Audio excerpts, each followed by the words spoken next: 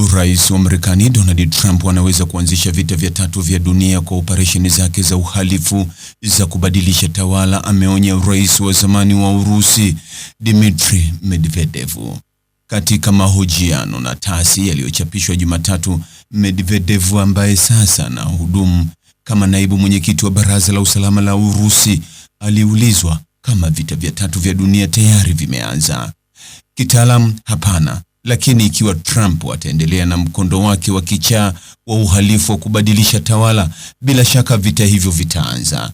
Na tukio lolote linaweza kuwa kichocheo. Lolote, alisema. Alisema kuwa shambulio dhidi ya Irani ni sehemu ya vita pana ya Marekani na washirika wake ya kudumisha utawala wa kimataifa.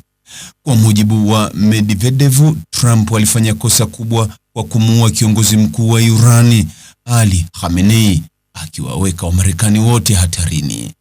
Baada ya kifo chake, hakuna shaka kwamba Irani itaongeza mara tatu juhudi zake za kutengeneza silaha za nyuklia, alisema rais huyo wa zamani wa Urusi Medvedev.